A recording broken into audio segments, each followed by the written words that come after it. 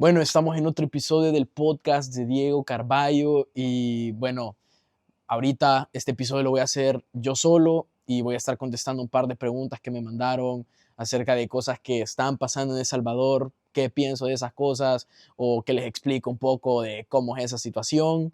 Así que aquí tengo las preguntas que me las mandaron en Instagram. Y solo antes de empezar este episodio, quiero que sepan de que si ustedes están viendo este episodio y quieren comenzar un podcast, yo les recomiendo que ocupen Spotify for Podcasters. ¿Por qué?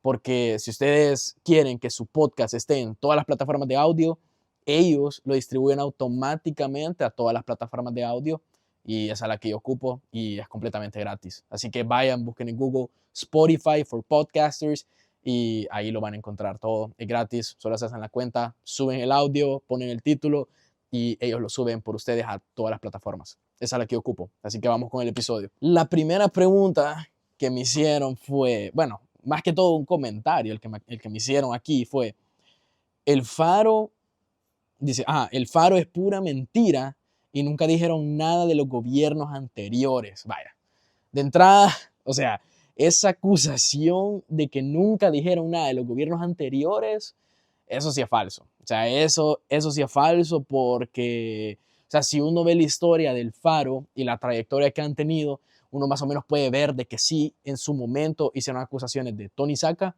hicieron acusaciones de Mauricio Funes, hicieron acusaciones de Sánchez Serén y ahorita están haciendo acusaciones de Nayib Bukele. Entonces, vaya, para los que no saben, Tony Saca fue un presidente de derecha, Mauricio Funes y Sánchez Serén, presidentes de izquierda, y pues Nayib, que es como, digamos que centro. Entonces, no es como que ellos se inclinen por un lado o por el otro, o que por una persona en específico, o porque la gente ahorita le ha agarrado de que es como el Faro es full en contra del gobierno, y no, o sea, anteriormente sí han enseñado casos de corrupción de otros gobiernos. Entonces, eso que pusieron ahí es falso. Ahora bien, una cosa, el Faro, si ustedes se ponen a ver, es raro realmente encontrar del Faro un artículo positivo.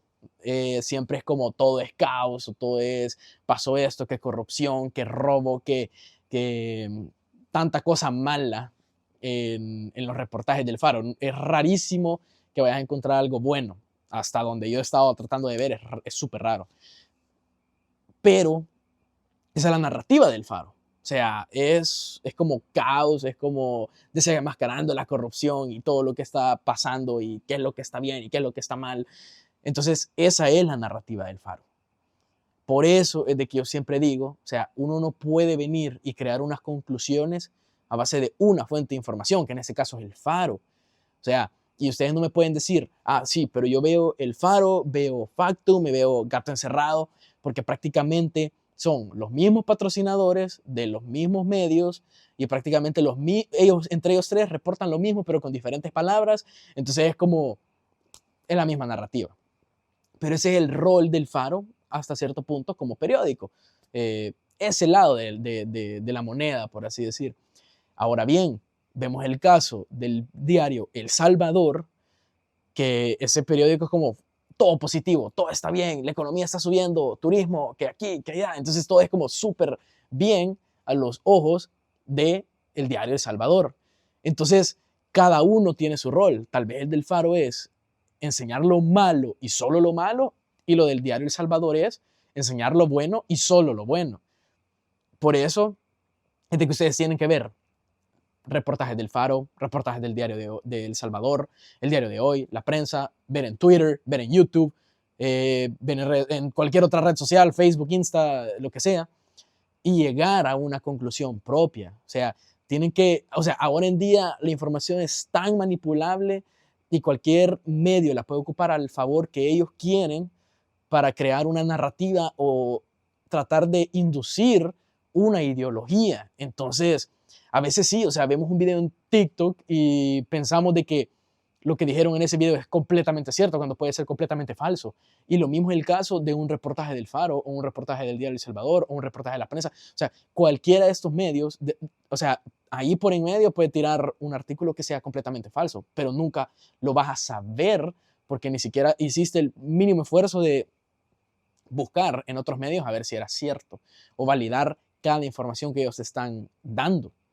Entonces, respondiendo a la pregunta o la acusación o el comentario es que el faro es mentira, no creo.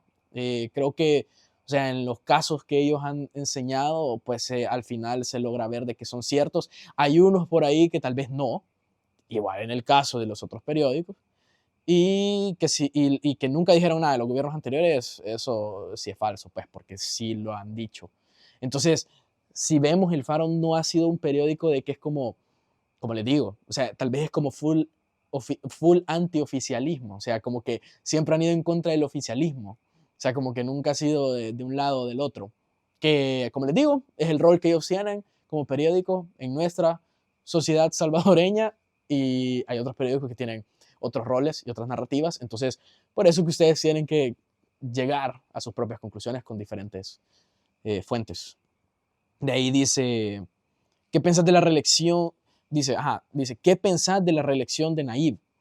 Vaya, este es un tema súper controversial porque yo entiendo de que obviamente Nayib ha hecho algo que ningún otro presidente en los últimos años ha logrado hacer, que prácticamente es limpiar el tema de seguridad, meter a todos los delincuentes de El Salvador, todos los mareros presos y obviamente con el fin que jamás salgan y que no vean la luz.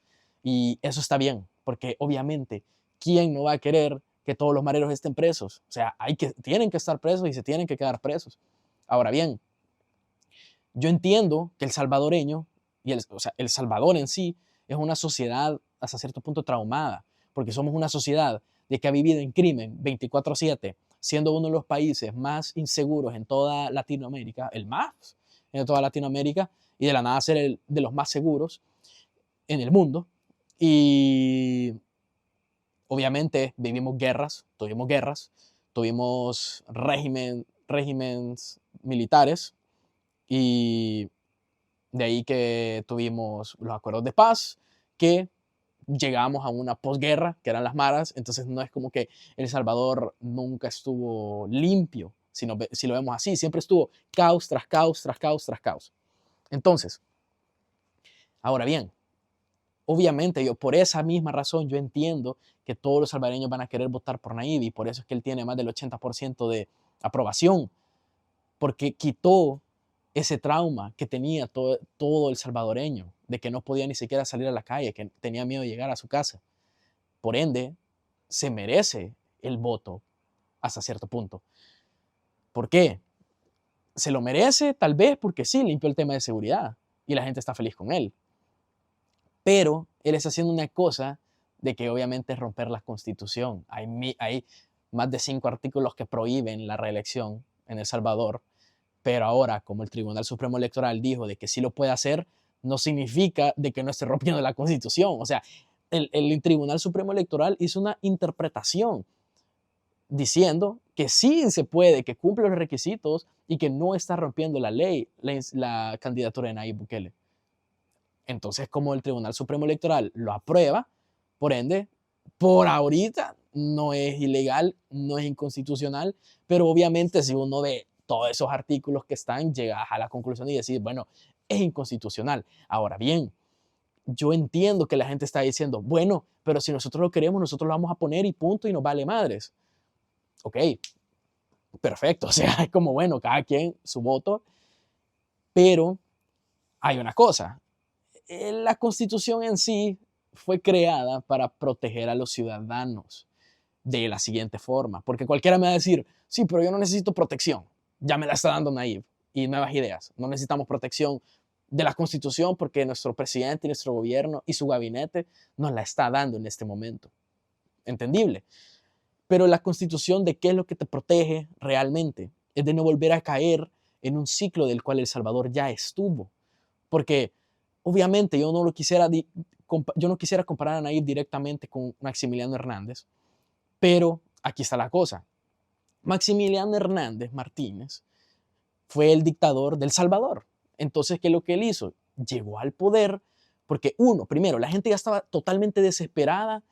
¿Por qué? Porque había crimen y la economía estaba mala en El Salvador. Entonces, ¿Qué es lo que quiso la gente? Quitaron al presidente que estaba en el poder en ese tiempo y pusieron a Maximiliano Hernández, que era el vicepresidente del momento. Entonces, viene Maximiliano Hernández Martínez, entra al poder y limpia el tema de seguridad, lo limpia completamente. O sea, aunque fue a la fuerza, porque obviamente si no han escuchado, pero en el tiempo de Maximiliano Hernández, cuando vos eras un delincuente, te cortaban la mano, te cortaban un brazo, te cortaban oreja. Incluso habían casos de que digamos que agarraban a 10 delincuentes en la calle y los mataban a los 10. Entonces sí, limpió el tema de seguridad, pero a la fuerza. Eh, Prácticamente, como decía la gente en aquel tiempo, pues incumpliendo los derechos humanos. Pero limpió el tema de seguridad hasta cierto punto, si lo queremos ver así. Si lo queremos ver en papel, limpió el tema de seguridad, porque ya no había crimen. Y otra cosa que hizo Maximiliano Hernández, él vino y quitó la deuda externa. Se acabó la deuda externa por ese momento en El Salvador. Ahora bien, él tenía el apoyo de que en su gobierno crearon el Banco Central de El Salvador y ellos podían imprimir colones. O sea, ellos como imprimieron todos los colones que quisieron y con eso me imagino yo, no sé, me imagino yo que con eso pagaron la deuda y eso hizo que el colón se inflara un poco. Pero bueno, Maximiliano Hernández limpió el país del crimen y quitó la deuda externa. O sea, si lo vemos con esas dos cosas, cualquiera dice, wow, qué buen presidente, se lo merecía. Y eso es lo curioso, que la gente lo quería en ese momento. La gente lo quiso. Pero, como cualquier otro presidente y como cualquier otro ser humano, no logró realmente levantar la economía salvadoreña. Y mucho menos en ese tiempo de que estaba la Gran Depresión, estábamos a plena Segunda Guerra Mundial, era casi difícil levantar la economía. Entonces, ¿qué pasó? La gente por 3 periodos, o sea, prácticamente, ellos estaban felices con Maximiliano. Pero llegó el momento de que la economía salvadoreña estaba tan mala que la gente ya no aguantó a Maximiliano Hernández, crearon una revolución que se llamaba la Revolución del 44 y salió la gente a protestar para que Maximiliano Hernández ya no fuera presidente y ya que se saliera del cargo. Y bueno, Maximiliano Hernández aceptó y se salió del cargo, pero se fue huyendo a Honduras porque realmente ya nadie lo quería. Entonces, ¿pero qué pasó después de eso? Caímos en años de gobiernos de militares. El crimen, ¿qué es lo que pasó? No se fue el crimen, porque esa misma gente que vivía mal, que vivía en pobreza, esa gente se hacían independientemente pandilleros, se hacían delincuentes. Entonces, porque al final, si uno ve el núcleo de por qué existen estas pandillas, es porque hay tanta pobreza que esa es la forma más rápida de hacer dinero, ir a hacerle el mal a la gente. Entonces, bueno, entonces caímos en ese régimen de militares y militares y militares gobernando el país del Salvador. ¿Y qué es lo que pasó? Caímos en 2 guerras, que fue la guerra de las 100 horas contra Honduras y fue la guerra civil, que eran los militares contra la guerrilla. Ok, firmaron los acuerdos de paz y después ¿qué pasó? Posguerra, que eran las pandillas, que era la MS-13 y la 18. Entonces, si uno ve realmente, El Salvador nunca salió de nada. Y todo empezó, todos esos regímenes militares y toda esa trayectoria viene de un núcleo que es el de Maximiliano Hernández. Entonces, ¿qué es lo que pasa? La Constitución lo que te trata de prevenir es de volver a caer en ese mismo ciclo, de no volver a repetir una historia que El Salvador ya vivió. Yo no estoy diciendo de que Nayib va a venir y se va a ser dictador, no. O sea, porque yo no lo quiero, no creo que pase realmente y esperaría que no, porque no le conviene a nadie, y ni a él, o sea, después que va a terminar igual que Maximiliano huyendo a Honduras, no, o sea, no le conviene a nadie, yo creo que no, y dudo mucho que vaya a pasar, pero para eso está la Constitución, para prevenir, porque uno no sabe, uno llega al poder y a veces hay gente que se vuelve loca, pero esperemos que Nayib no, pero es para prevenir ese ciclo. Ahora, hay un proceso legal que él pudiera hacer para que él se pueda reelegir todas las veces que quiera después. Es tener 2 asambleas legislativas que aprueben esa nueva ley que diga que se puede la reelección. Ya estuvo. Solo eso necesitas. 2 asambleas legislativas que digan sí te puedes reelegir y te reelegís todas las veces que quieras. Y si sos tan bueno como presidente, la gente te va a escoger. Entonces, Nos conviene a nosotros, le conviene a él, le conviene a todos, porque si sos un buen presidente te vamos a reelegir todas las veces que sean. Cuando alguien pare de ser un buen presidente, obviamente ya no se vota por él. Pero esta onda es como, es bien controversial, porque yo entiendo que la gente lo quiere, pero también entiendo que está rompiendo la Constitución.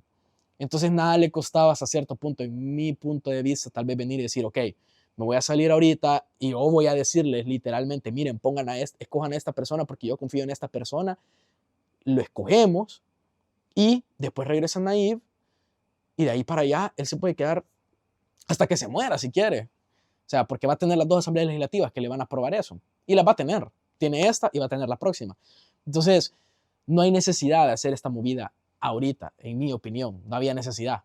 O sea, porque si él es tan buen presidente, la gente lo va a seguir queriendo. Y si él sigue haciendo bien las cosas, la gente lo va a querer aún más. Y si es así, El Salvador va a crecer y la economía va a crecer. Entonces, esa es mi opinión. O sea, al final es criterio de cada quien si es bueno o es malo, pero hay ciertas cosas que yo las entiendo, que por qué la gente lo quiere, porque yo tengo casos cercanos de gente que le daba miedo llegar a su casa y ahora no, le daba miedo ir en el bus, ahora no, pero también entiendo el caso de que no había necesidad para venir y decir voy a romper la Constitución. No había necesidad, en mi opinión. Solo era devolver en un periodo y te quedas de por vida si querés, hasta que te muras. Pero, o sea, al final, cada quien. Pero creo que eso contesta lo que pienso un poco acerca de la reelección de Nayib. De ahí dice, la número 3, Nayib es igual a Maximiliano Hernández. Bueno, yo creo que ya hablé un poco de eso, pero yo creo que la similitud más cercana que ellos tienen realmente es de que los dos, hasta cierto punto, limpiaron el tema de seguridad y los dos van a tener un segundo mandato inmediato. Yo creo que esas son las dos similitudes que ellos tienen. No sé si habrá otra por ahí realmente. Entonces, los dos limpiaron el tema de seguridad, aunque el de Maximiliano Hernández fue más a la fuerza. Este es un régimen de excepción que es como, sí, te quitan los derechos como ciudadanos. Ahorita nadie tiene derechos como ciudadanos. Si te agarran y te llevan y a ver qué pasa con vos. O sea, es un proceso judicial y tal vez toma meses. O sea, yo conocí a un vigilante que, que literalmente es vigilante, o sea, trabaja un día sí, un día no, pero trabaja prácticamente las 24 horas un día. Después descansa y después vuelve. Pero o sea, no es como que a él le va a quedar tiempo para ser marero.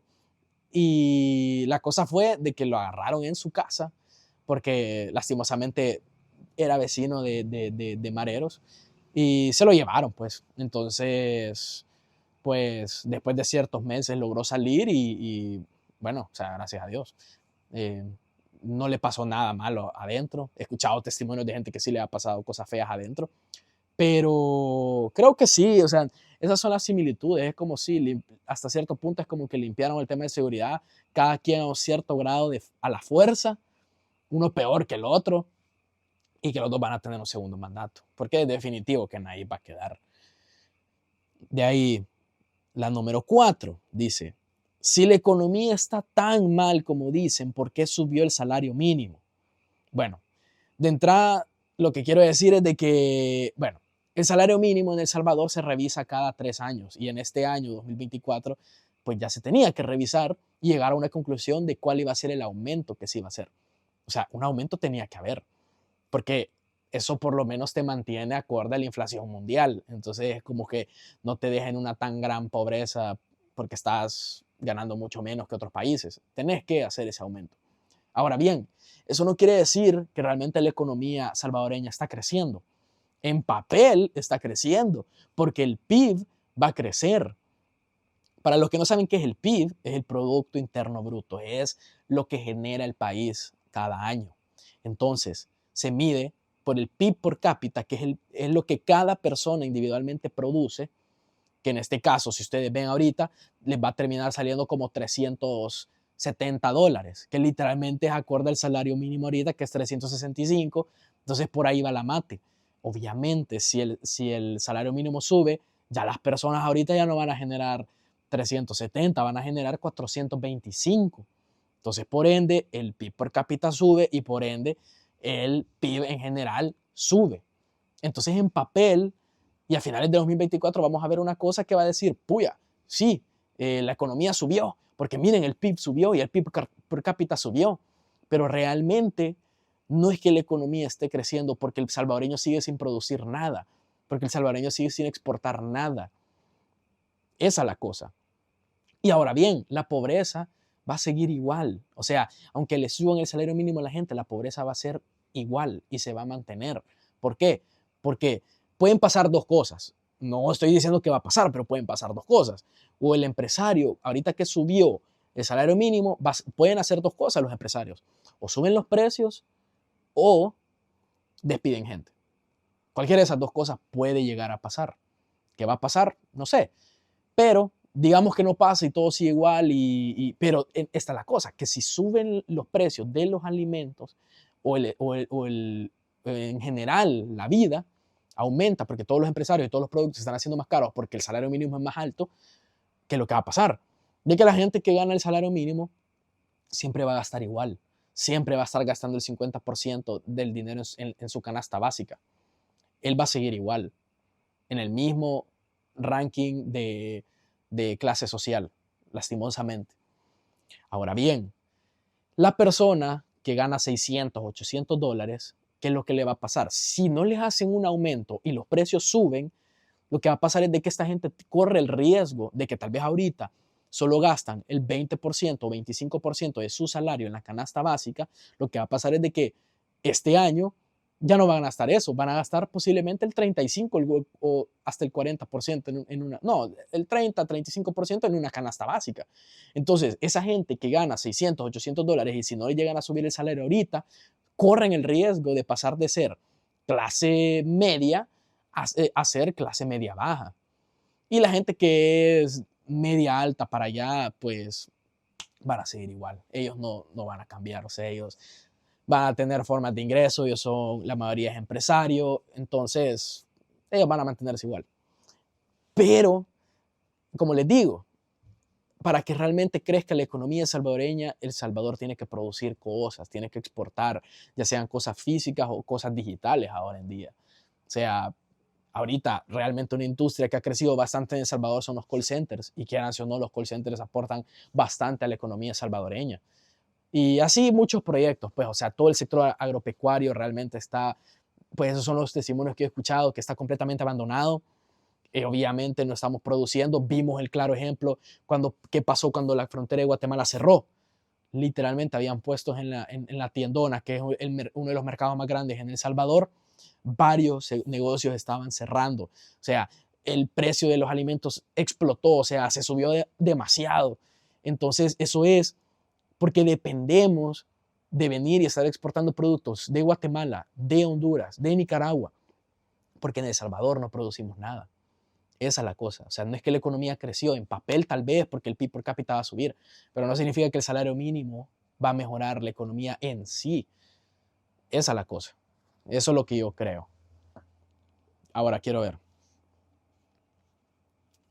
Dice la pregunta 5. El Salvador depende de la remesa familiar. Vaya, eso sí es clave. Porque hasta cierto punto sí, El Salvador sí depende de una remesa familiar. Y para los que no saben qué es una remesa familiar, es cuando viene un familiar en el extranjero y le manda dinero a su familiar en El Salvador para apoyarlo y para que él logre consumirlo en El Salvador, para que compre su canasta básica, para que pague la renta, para que pague la luz, o sea, ese tipo de cosas, o para que se lo gasten completamente en tonteras. Pero la cosa es de que la remesa familiar literalmente es el 20% de la economía. O sea, el 20% del PIB, que ya les había dicho, el 20% del PIB es la remesa familiar.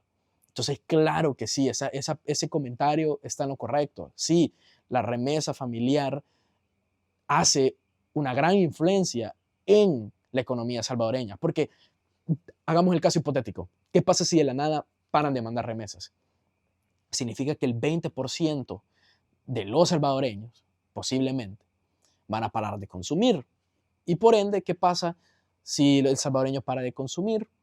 Van a ver, el empresario va a ganar menos, por ende va a despedir más gente, y cuando despida más gente va a crecer el aumento de gente que no está consumiendo y es un círculo vicioso. Entonces, Eso es lo que pasa. Sí, El Salvador depende de la remesa. O sea, si la gente dice no dependemos de un hermano lejano, claro que sí, porque es el 20% de la economía. Pero por eso el gobierno tiene que hacer planes para venir y poco a poco no dejar de depender de esa remesa. Obviamente que la sigan mandando, porque obviamente ayuda a la economía salvadoreña, ayuda a sus familiares, pero el gobierno tiene que hacer planes para sustituir ese 20% con otras cosas. O sea, tal vez un buen plan sería que en estos próximos 5 años ya no dependamos del 20% o sea, de la economía por una remesa, sino que ahora dependa solo un 10%, por ejemplo. Eso fuera una buena meta. Y ver con qué se puede sustituir. Eso sería un buen plan para el gobierno, diría yo. Pero sí, o sea, sí se depende. O sea, sí depende bastante. E incluso, antes de ir a la otra pregunta, por ejemplo, hagamos el caso hipotético, una locura ahorita, pero digamos de que de la nada vienen y los hermanos lejanos de la nada, obviamente, si ustedes ven quiénes son los hermanos lejanos que se están yendo a Estados Unidos, por ejemplo, aquí en Estados Unidos, ¿quiénes son? O sea, la mayoría son jóvenes. Son jóvenes y les están enviando el dinero a sus papás o a sus abuelos, que ya es gente de la tercera edad o van para la tercera edad. Entonces, ¿qué es lo que pasa? Hagamos el caso hipotético de que de la nada vienen y se mueren todos estos señores de la tercera edad, digamos, que se mueren. Entonces, ¿qué es lo que pasaría? Que el hermano lejano ya no tiene a quién enviarle ese dinero, ya no tiene por qué enviar una remesa, porque el familiar al que él estaba sustentando en El Salvador ya no lo necesita. Entonces, todas nuestras generaciones jóvenes se están quedando en Estados Unidos, van a consumir en Estados Unidos y no les interesa regresar a El Salvador porque en El Salvador realmente no hay oportunidades laborales, no hay oportunidades de comprar una buena casa, no hay oportunidades de sostener a tanta gente en un techo. Entonces se van a quedar en Estados Unidos y ya no van a enviar ese dinero a El Salvador. Y por ende, ese 20% de la economía va a explotar. Pero esa es una teoría que viene desde 2008. O sea, no crean que va a pasar ahorita, pero viene desde 2008.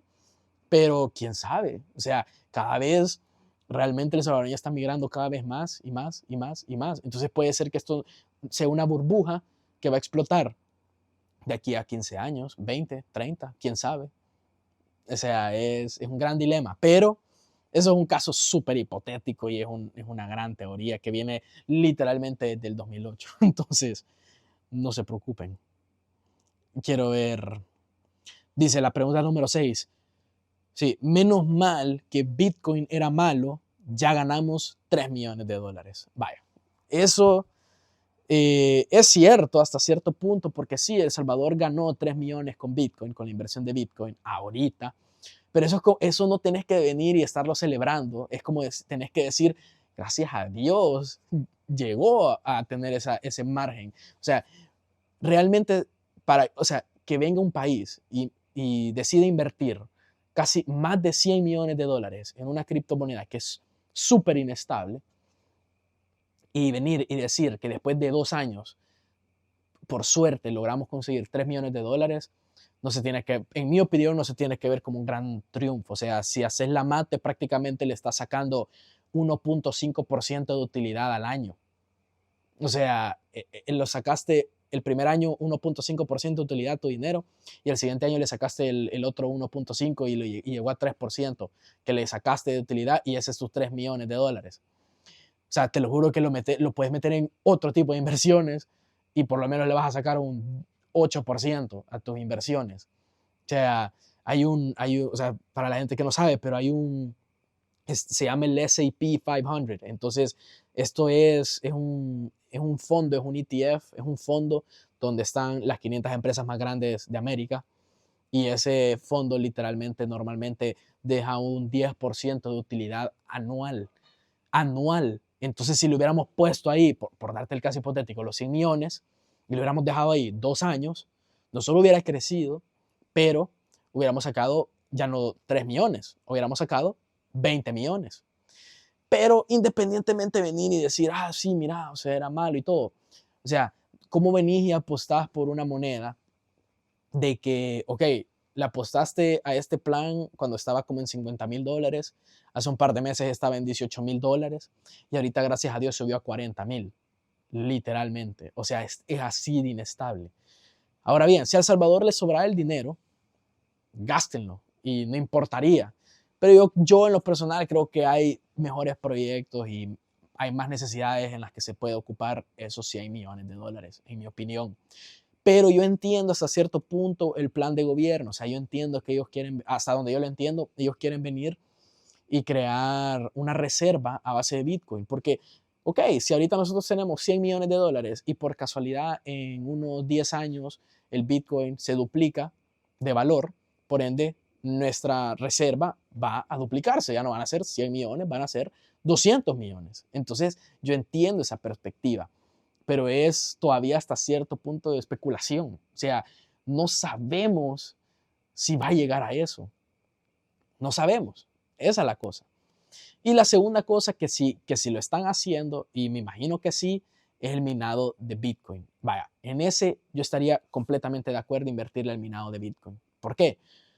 Porque cuando vos tenés máquinas de minado de Bitcoin, ganabas dinero de dos formas. La primera forma es literalmente cada día en el blockchain, que es donde está Bitcoin alojado prácticamente, sacan Bitcoins nuevas cada día. Entonces, la gente que tiene estas máquinas de minado puede acceder a estas nuevas monedas y ponerlas en circulación. O sea, es prácticamente como venir y estarte ganando dinero hasta cierto punto gratis, porque se está creando del blockchain, de nada, de un sistema digital. Y nosotros, como tenemos tantas máquinas, podemos acceder a muchas que salen en el día. Esa es una forma de ganar dinero. La segunda forma es ser un intermediario de Bitcoin. Cuando uno manda Bitcoins de persona a persona, cuando uno manda esas Bitcoins, hay una comisión del blockchain, del Lightning Network, o gas fee, si no me equivoco. Pero esa comisión, ¿a quién se le va? Se le va al minero, que en este caso pudiera ser El Salvador. Entonces, prácticamente nosotros somos un intermediario para millones de personas que están moviendo Bitcoins. Y por eso nosotros ganamos dinero. O sea, yo he conocido un caso de una persona que tiene literalmente 4 bodegas grandes que están repletas de máquinas de minado de Bitcoin. Y más o menos al mes está facturando como $400,000 mensuales, pero la mitad se le va en luz. Entonces le quedan de ganancia $200,000. Pero ahora lo haces en una gran escala, que sos un país que le invirtió a este proyecto, creo que podés ganar un poco más. Entonces, la idea del minado de Bitcoin, yo estoy a favor, hasta cierto punto.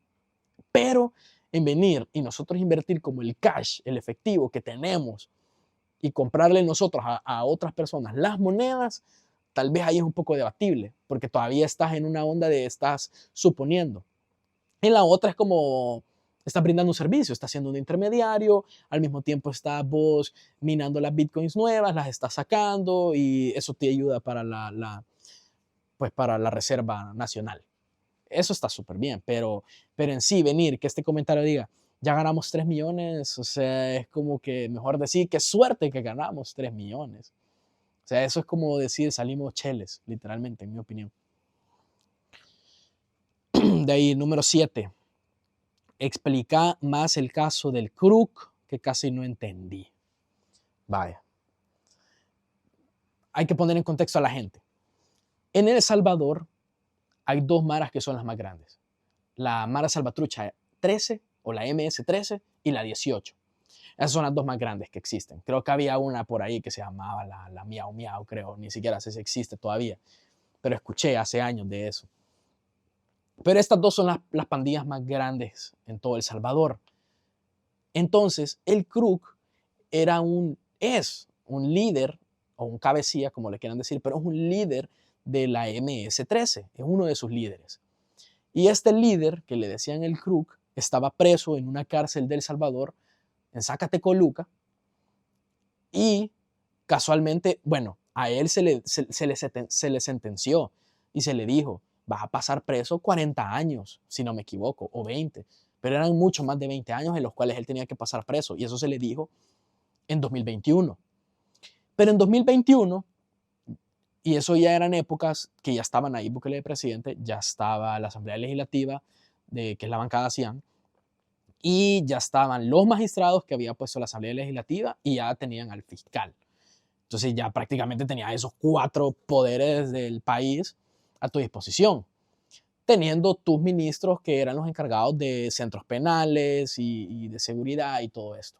Entonces vienen y lo habían sentenciado a 40 años. Pero de la nada se empezó a hacer una bulla en El Salvador de varios jueces diciendo que querían liberar al Krug.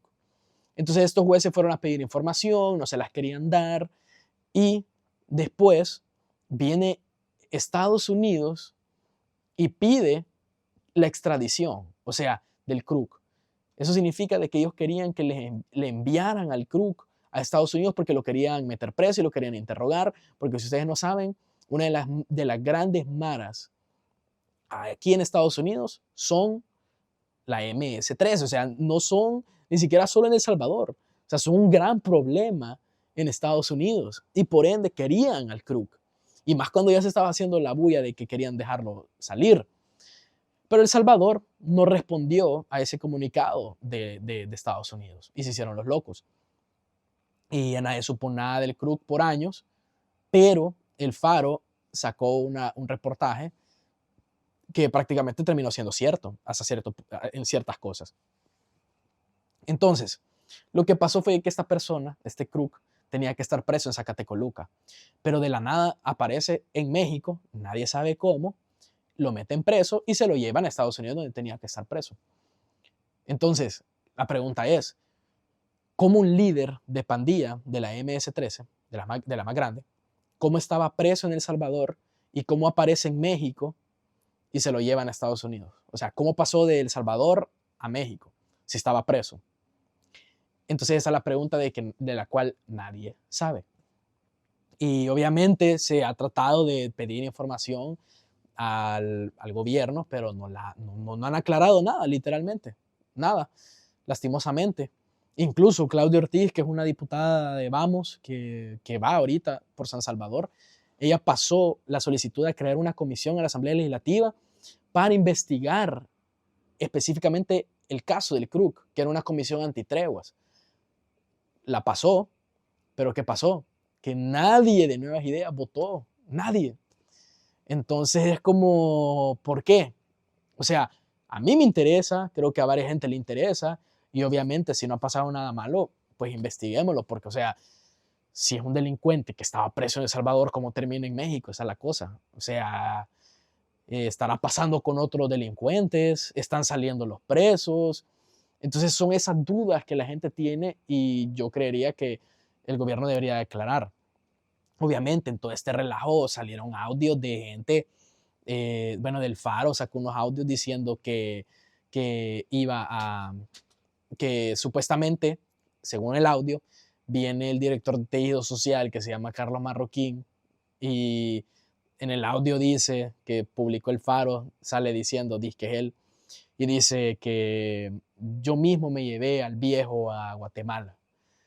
Y el viejo era una palabra clave para el Krug. Entonces es como el audio quiere decir que este marroquín se sacó de la cárcel a este criminal y lo fue a tirar a Guate. Y de Guate pues me imagino que él solo se movió a México. Pero, o sea, no han dicho nada de eso. No sabemos si el audio es de verdad, pues no ha habido aclaración de nada, de nadie. Entonces ese es el dilema, pero ese era el Krug prácticamente y esa es la historia, creo que la logré dar a entender. De ahí dice, la pregunta número 8, dice, ¿por qué hay que exigirle a este gobierno? ¿Por qué? Vaya, esto es como, porque vaya, yo creo que la cacho esta pregunta como o sea, ¿por qué le vas a exigir al gobierno si ellos lo están haciendo bien? Sí, como les digo, están haciendo cosas buenas, pero como cualquier ser humano, como lo hizo Arena, que hizo bastantes regadas, que no mejoró el país, como lo hizo el FMLN, que tampoco ayudó al país y robaron sus presidentes. Y nuevas ideas, ninguno de estos es perfecto, o sea, porque al final son humanos, van a cometer errores y así es la vida, o sea, es como, o sea, nadie es perfecto. Pero la cosa es de que uno tiene que aceptar sus errores y ver cómo los va a mejorar. Ahora bien, el presidente y todo su equipo y nuevas ideas y el gobierno actual han hecho muchas cosas buenas, pero han hecho unas cosas de que uno se queda como pensando como, ¿por qué hiciste esto? O sea, que, por ejemplo, ¿por qué gastaron 500 millones en Google? O sea, ¿qué pasó? ¿Cuál era la proyección? ¿Qué pasó con ese dinero? ¿A cuánta gente van a emplear en Google? O sea, nadie sabe nada. O sea, yo no sé nada, ya no supieron, ya nadie supo nada, creo yo. Y, por ejemplo, también la inversión de 60 millones de Mis Universo, que fue como, ¿cuál era la proyección de esa grande inversión en un show de modelaje? O sea, yo entiendo, es chivo el show y todo, y le va a traer ojos a El Salvador, y eso tal vez puede incrementar el turismo. Pero yo quisiera ver por lo menos una proyección de hacia, o sea, de, ok, vamos a invertir 60 millones, pero posiblemente va a regresar tantos millones con el lapso del tiempo. Como un plan, pues, un plan de gobierno, un plan empresarial y un desglose, pues, o sea, como, ok, se gastó en esto y en esto y en esto y en esto.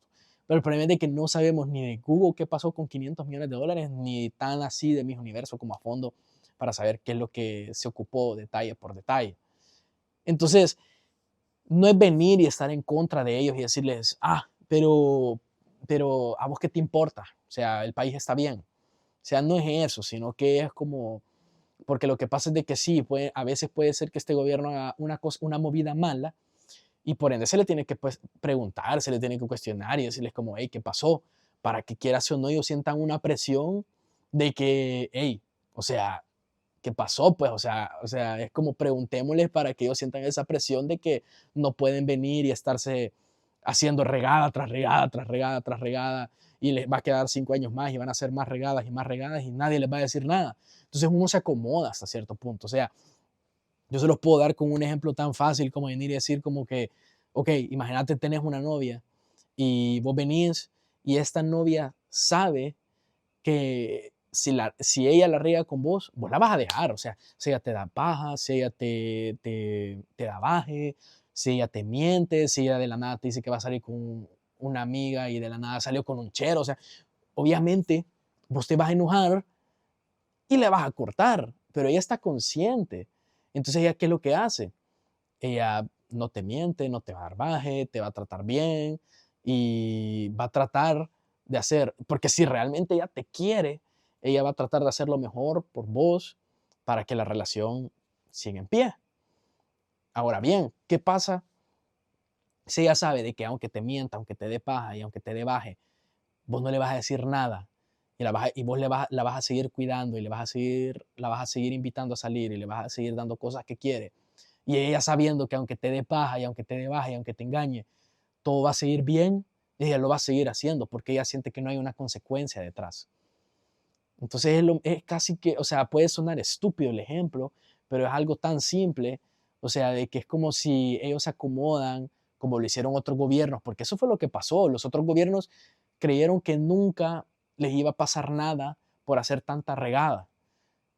Pero el problema fue que llegó un punto que la gente ya estaba, o sea, que hasta después de 20 años de Arena la gente se dio cuenta, son malos. O sea, después de 20 años la gente se dio cuenta y dijo, sí, Arena es malo, ya no votemos por ellos.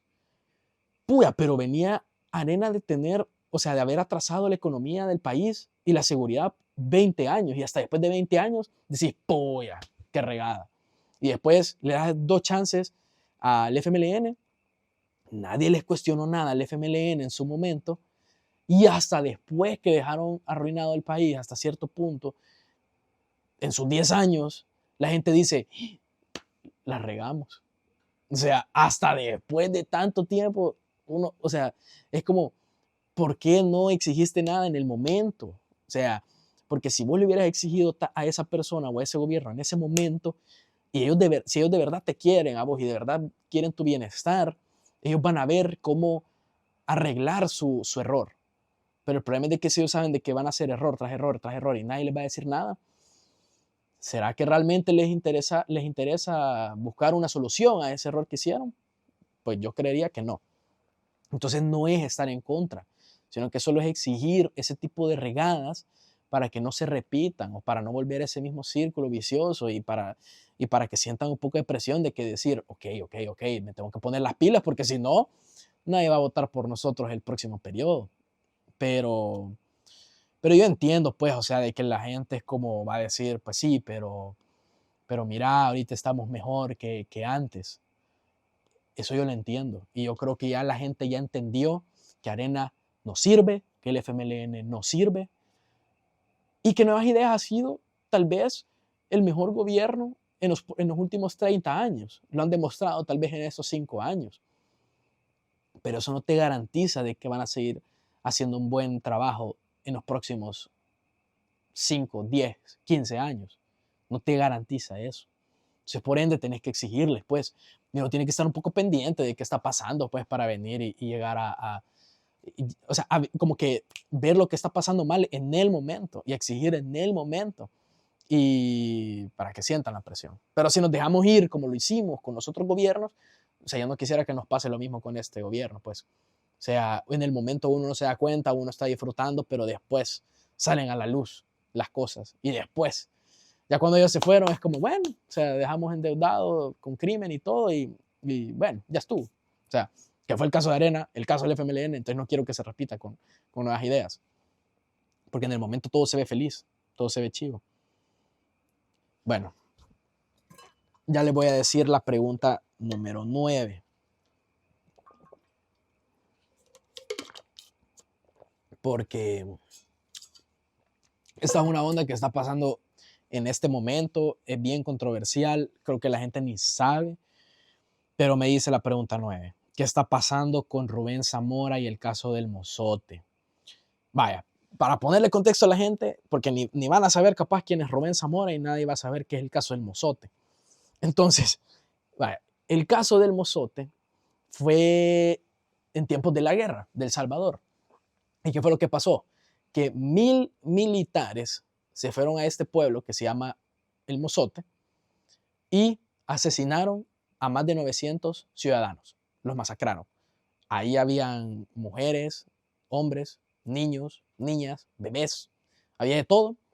Y solo llegaron, porque ellos llegaron, eso fue en tiempos de la guerra, y ellos dijeron de que les iban a ir a dejar víveres y que todo, de que les iban a ir a llegar a ayudar. Entonces los reunieron a todos en un lugar y ahí empezaron a masacrar a todos y fueron casa por casa masacrando y masacrando y masacrando.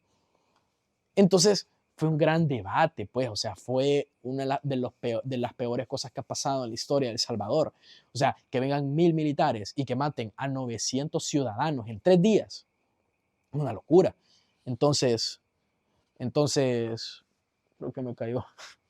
Bueno, entonces, eso fue lo que pasó. Y como en ese momento de la nada entró en el poder Cristiani, y en ese momento la Asamblea Legislativa, que el presidente se llamaba Roberto Angulo y el vicepresidente se llamaba Rubén Zamora. Entonces, ¿qué es lo que hicieron ellos? Crearon una ley que se llamaba la Ley de Amnistía. Entonces, esta ley era lo que hacía era que protegía a las personas de 1992 para atrás por cualquier delito que ellos hayan cometido durante la guerra. Entonces prácticamente la ley te protegía a cualquier persona que hubiera hecho cualquier delito, incluyendo a la gente del caso del Mozote. Entonces quedaban perdonados con la ley de amnistía. Entonces viene hasta ahorita, después de estamos hablando casi 40 años, si no me equivoco, viene ahorita esta jueza y dice, bueno, queremos meter orden de captura a Rubén Zamora, que era el vicepresidente de esa Asamblea Legislativa, y lo que está pasando es de que ellos crearon esa ley de amnistía para proteger a los verdaderos culpables del caso del Mozote. Bueno, puede ser. Aquí está la cosa, de que realmente Rubén Zamora jamás firmó esa ley. Jamás la firmó. Y solo porque él hubiera sido el vicepresidente de esa Asamblea Legislativa, no quiere decir de que, que él pasó la ley de amnistía para venir y proteger a la gente del caso del Mozote.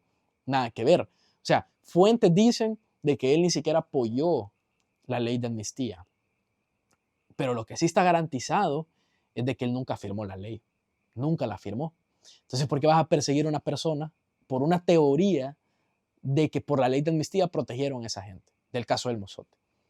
Cuando esa persona ni siquiera firmó.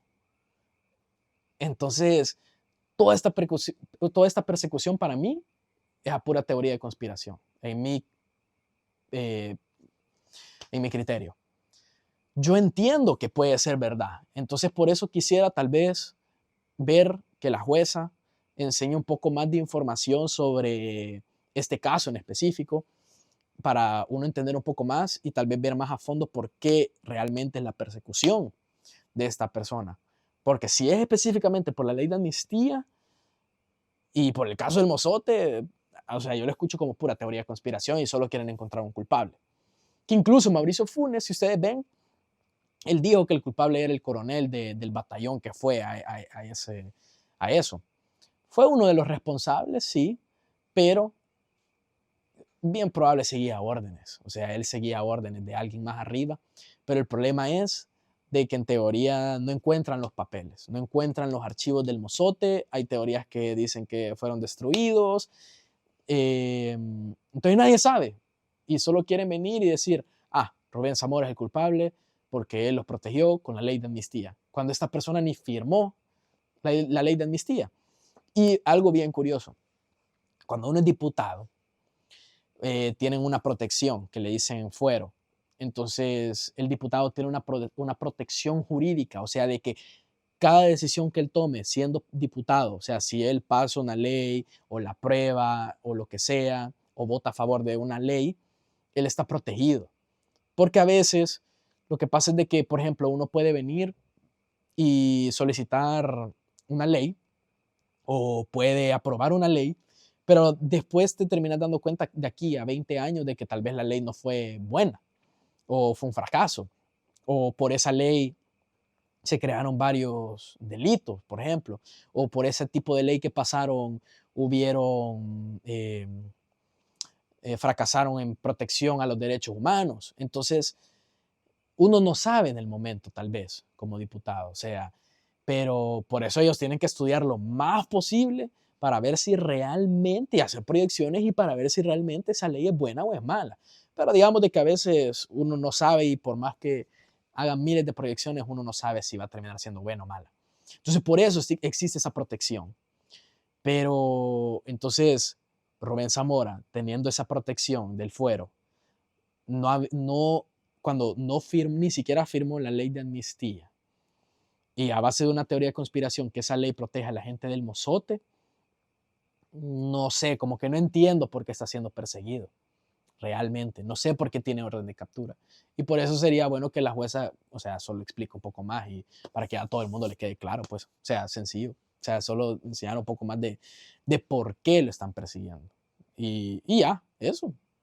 Ahora bien, esto es bien controversial porque, por ejemplo, si viene en el dado caso, por ejemplo, ahorita un diputado de Nuevas Ideas y pasa una ley o aprueba una ley o firma una ley y esa ley termina siendo mala y puede terminar trayendo algo malo en el futuro, o sea, esta cosa que están haciendo con Rubén Zamora deja la puerta abierta para que a cualquier diputado, sea de Nuevas Ideas, sea de Arena, sea del FMLN, sea del PDC, sea de Gana, sea de quien sea, puede ser perseguido. O sea, entonces es como que el fuero no existe. Bien, un poco ilógico, pero por eso, porque también hay una comisión que investiga a la gente en específico, porque tampoco puede, o sea, vas a andar haciendo malas leyes y aprobando malas cosas por tu bienestar. O sea, hay una comisión que lo investiga. Entonces, esa comisión, me imagino yo, que tiene información más expandida de Rubén Zamora, pero yo diría que la saquen para que ya, o sea, aclaren esta controversia, pues. Y eso es. La número 10 dice, la deuda externa está altísima. Vale. Eso es cierto, pues, o sea, sí, la deuda externa ha aumentado, pero como todos los años, es raro que venga un gobierno o venga un año en el cual la deuda externa no aumente, es rarísimo, o sea, incluso en Estados Unidos es rarísimo, solo este año, 2023, si no me equivoco, la deuda externa de Estados Unidos aumentó $2 trillones. 2 trillones. O sea, obviamente cada país a su nivel, pero a mí no me preocupa tanto el hecho que digan subió la deuda externa.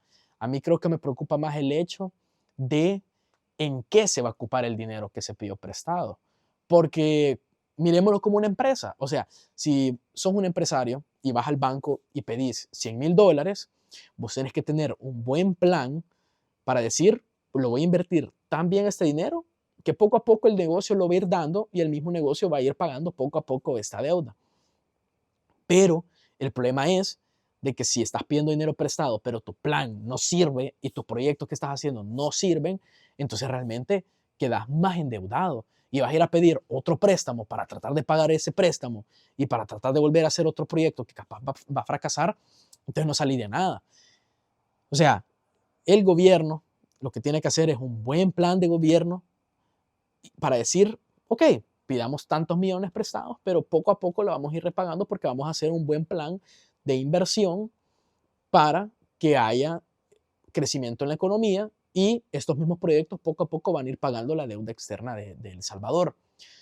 Y a veces yo siento que es necesario pedir dinero prestado porque El Salvador realmente no tiene dinero y El Salvador no está produciendo nada. Entonces, a veces hay que venir y hacer el sacrificio de decir, voy a pedir un poco de dinero prestado, pero para hacer un plan buenísimo, para hacer un buen plan y poco a poco ir repagando esa deuda.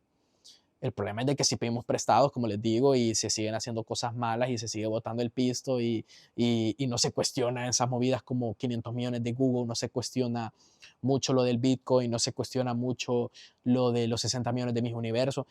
Entonces es como venir y decir, ok, voy a seguir pidiendo dinero prestado, pero ni siquiera sé cómo lo voy a terminar repagando. Ese es el problema. Pero el incremento en deuda a mí no me preocupa tanto. Solo es de ver cuál va a ser el plan de gobierno en 2024 y los próximos 5 años que va a tener este gobierno y a ver qué terminan haciendo, pues. Pero yo en lo personal quisiera ver en qué van a ocupar el dinero prestado y para que uno diga, ok, hace sentido y ya no se hagan ese tipo de controversias.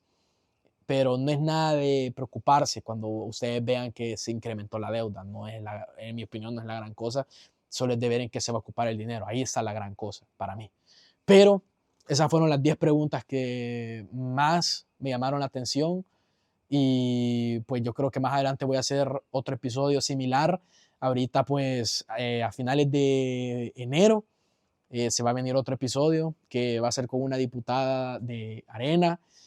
Pues ya me confirmaron que quieren hacer el episodio, entonces si se hace, lo van a ver. Y si no pasa el episodio por alguna razón, ya voy a ver a quién más invito, pero si no ven que es una diputada de Arena, es porque tal vez después de este episodio ya no quiso, pero no, yo creo que sí, ya está todo seteado y se va a hacer. Entonces estén pendientes, acuérdense de que las elecciones son ya parezco de gente de la tele, pero son el 4 de febrero, si no me equivoco, 4 de febrero, y esas son para presidente y para diputados. Y por ejemplo, es súper fácil votar realmente. Por ejemplo, para presidente ustedes tachan la bandera y la cara del presidente. Ya estuvo. Y con los diputados hay bastantes formas de votar.